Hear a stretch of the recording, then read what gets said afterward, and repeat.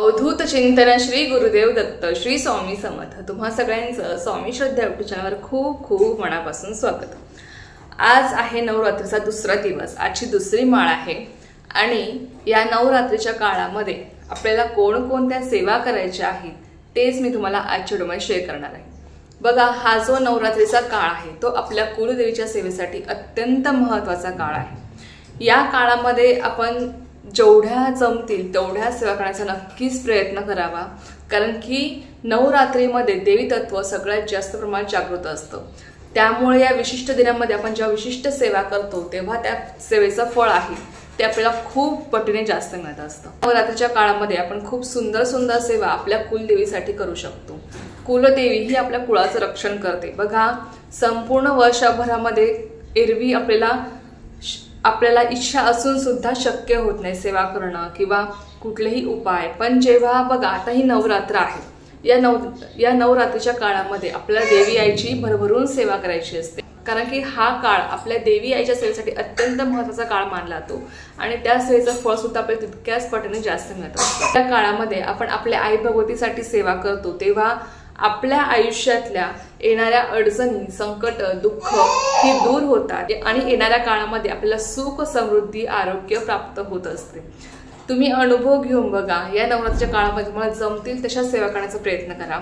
फक्त अट एकच आहे की आपली श्रद्धा आणि विश्वास असणं महत्त्वाचं आहे आणि दुसरी गोष्ट म्हणजे आपले कर्म चांगले असणं महत्त्वाचं आहे। जेव्हा आपण आपले कर्म चांगले ठेवून देवावर पूर्ण विश्वास ठेवून सेवा करतो तेव्हाच त्या सेवेचं आपल्याला संपूर्णपणे फळ मिळत असतं। तर आता चला आपण बघूया की या नवरात्रीमध्ये आपल्याला कोणकोणत्या सेवा करायच्या आहेत आपल्या आई भगवतीसाठी। सगळ्यात महत्त्वाची सेवा आहे ती म्हणजे दुर्गा सप्तशती पाठ। आता दुर्गा सप्तशती पाठ बऱ्याच महिला करत आहेत। कोणी 1 पाठ करणार असेल, कोणी 3, कोणी 5, कोणी 7, कोणी 9, कोणी 11, कोणी 14 पाठ करणार असेल। जेव्हा आपण 14 दुर्गा सप्तशती पाठ करतो तेव्हा आपल्याला नवचंडी केल्याचं फळ मिळत असते। त्यामुळे जर तुम्हाला शक्य असेल, तुमच्या घरामध्ये लहान बाळ नाहीये, लहान मूल नाही किंवा कुठलीही तुम्हाला अडचण नसेल तर नक्कीच 14 पाठ करण्याचा प्रयत्न करा, कारण की तुम्हाला नवचंडी केल्याचं फळ मिळणार आहे। नवचंडी जेव्हा आपण करायला जातो तेव्हा आपल्याला बराचसा खर्च येतो आणि त्या पूजेसाठी 3 दिवस लागतात, तुम्हाला माहित असेलच। आणि या काळामध्ये जर तुमच्याकडनं 14 पाठ घडले तर तुम्हाला नवचंडी केल्याचं फळ मिळणार आहे। आता बघा, दुसरी महत्त्वाची गोष्ट म्हणजे ज्यांना दुर्गा सप्तशती पाठ करणं शक्य होणार नाही, ज्यांच्या घरामध्ये लहान बाळ आहे, लहान मुलं आहेत, मासिक धर्म असेल किंवा कुठलीही अडचण असेल किंवा काही महिला अशाही आहेत ज्यांना दुर्गा सप्तशती हा ग्रंथच मिळालेला नाहीये, मग अशा महिलांनी ज्यांना दुर्गा सप्तशती पाठ करणं शक्य होणार नाही त्या महिलांनी सिद्धकुंजिका स्तोत्राचं पठण करावं। सिद्धकुंजिका स्तोत्र सुद्धा कुलदेवी सगळ्यात प्रभावी सेवा आहे। ज्यांना दुर्गा सप्तशती पाठ करणं शक्य होणार नाही त्यांनी सिद्धकुंजिका स्तोत्राचं 9 किंवा 11 वेळेस जर तुम्ही पठण केलं तुम्हाला दुर्गा सप्तशती पाठ केल्याचंच फळ मिळणार आहे, लक्षात घ्या। तर आता बघा, सिद्धकुंजिका स्तोत्र 9 किंवा 11 वेळेसच पठण करायचं असतं का? तर असंही अजिबात नाहीये। तुम्ही ते स्तोत्र 1 वेळेस, 3 वेळेस, 5 वेळेस, 7 वेळेस सुद्धा तुम्ही पठण करू शकता, पण तुम्हाला शक्य असेल 9 किंवा 11 वेळेस पठण करणं तर नक्कीच करण्याचा प्रयत्न करा, त्यामुळे तुम्हाला दुर्गा सप्तशती पाठ केल्याचं फळ मिळणार आहे। आता सिद्धकुंजिका स्तोत्र हे मुळातच नावातच सिद्ध हे स्तोत्र आहे। कुंजिका म्हणजे चावी, हे स्तोत्र म्हणजे यशाची गुरुकिल्ली आहे। म्हणून जर तुम्हाला शक्य असेल ना सिद्धकुंजिका स्तोत्र रोज नित्यसेवेमध्ये तुम्ही सिद्धकुंजिका स्तोत्र म्हटलं तुम्हाला याचा विशेष अनुभव येईल। पण आता बघा, नवरात्र सुरू आहे तर या काळामध्ये आपल्याकडनं आपल्या आई भगवतीसाठी काही ना काही सेवा घडली पाहिजे। यासाठी तुमच्यासोबत मी या सेवा शेअर करत आहे। ज्यांना दुर्गा सप्तशती पाठ करणं शक्य होणार नाही त्यांनी या सगळ्या सेवा करण्याचा प्रयत्न करा। सिद्धकुंजिका स्तोत्र तुम्ही पठण करू शकता। त्याच्यानंतर बघा, तिसरी महत्त्वाची सेवा म्हणजे दुर्गा स्तोत्र। दुर्गा स्तोत्र सुद्धा आपल्या कुलदेवीच्या सेवेसाठी अत्यंत महत्त्वाचं हे स्तोत्र आहे, तितकंच ते प्रभावी आहे। दुर्गा स्तोत्र जे व्यक्ती त्रिकाळ पठण करतात ना त्यांच्या सगळ्या मनोकामना पूर्ण होतात असं आई भगवतीने सांगितले आहे। दुर्गा स्तोत्र जे भक्त त्रिकाळ पठण करतात ना त्यांच्या सगळ्या इच्छित मनोकामना दूर होतात, त्यांच्यावरची जी काही संकटे आहेत, विघ्ने आहेत, अडचणी आहेत ती दूर होतात। म्हणून लक्षात घ्या, जर तुम्हाला दुर्गा स्तोत्र त्रिकाळ पठण करणं शक्य असेल, त्रिकाळ म्हणजे सकाळ, दुपार, संध्याकाळ, तुम्हाला हे स्तोत्र त्रिकाळ पठण करणं शक्य असेल तर नक्कीच करण्याचा प्रयत्न करा। ज्यांना त्रिकाळ पठण करणं शक्य नाही त्यांनी तुम्हाला जेव्हा वेळ मिळतो, ज्या वेळेमध्ये तुम्हाला शक्य होतं सकाळ, दुपार, संध्याकाळ, तेव्हा तुम्ही हे स्तोत्र पठण करण्याचा प्रयत्न करा। बघा, आपल्याकडनं काही ना काही सेवा घडली पाहिजे, छोटी मोठी सेवा आपल्याकडनं घडली पाहिजे या दिवसामध्ये। म्हणून लक्षात घ्या की तुमच्या परीने तुम्ही सेवा करण्याचा प्रयत्न करा, जमेल तशी सेवा करण्याचा प्रयत्न करा। आपल्या आई बाबतीला सुद्धा माहित आहे आणि आपण जी काही तोडकी मोडकी सेवा अत्यंत श्रद्धेने करतो ना, मनापासून करतो, तेव्हा त्या सेवेचं आपल्याला 100% फळ मिळत असतं। फक्त आपला विश्वास असायला हवा। त्यानंतर बघा कुंकुमार्चन। कुंकुमार्चन सुद्धा ही सेवा अत्यंत प्रभावी सेवा आहे। या सेवेमुळे आपल्याला अखंड सौभाग्य प्राप्ती होत असते।